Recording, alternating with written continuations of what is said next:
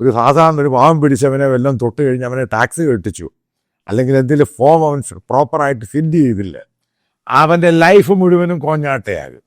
ഇതെന്ത് തെറ്റ് കാണിച്ചാലും ടാക്സ് വെട്ടിച്ചാലും എന്തൊക്കെ നടത്തിയാലും അവർക്ക് മുകളിലൊരു ഗോഡ് ഫാദർ ഉണ്ട്, പല ആൾക്കാരുണ്ട്, അവരിങ്ങനെ മത്സരിച്ച് നിൽക്കുക.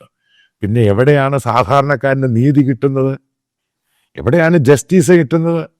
ഇത് മാത്രമാണ് ഞാൻ പറയാം. ഇതൊക്കെ ചുമ്മാതെ ഗിമിക്സും തരികടയും മാത്രമാണ്.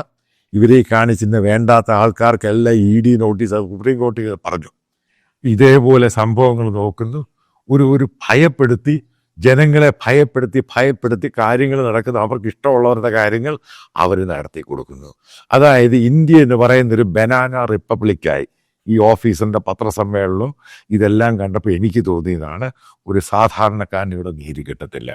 ആ രീതിയിലാണ് ഇന്ത്യയിലോട്ട് മാറ്റിയത്. ഇതിന് അന്ത്യം കുറിക്കേണ്ടത് ഇവിടെ ഓരോ ജനാധിപത്യ വിശ്വാസികളുടെ ആവശ്യം. അതേപോലെ ഈ ടാക്സ് വെട്ടി ജീവിക്കുന്നവന്മാരെ പിടിച്ചേ മതിയാവും. സാധാരണക്കാരനൊക്കെ ടാക്സ് കൊടുക്കുന്നുണ്ട്, അവൻ കൊടുത്തില്ല അവൻ ജയിലിൽ പോകും. ഇവർക്ക് ഈ കേസൊക്കെ വളരെ സിമ്പിളായിട്ട് ഒതുങ്ങി അങ്ങ് പോകും. ഇതിനകത്തൊന്നും നടന്നിട്ടില്ല എന്നും പറഞ്ഞ് കസ്റ്റംസ് ഉദ്യോഗസ്ഥരുടെ റിപ്പോർട്ട് കൊടുക്കും.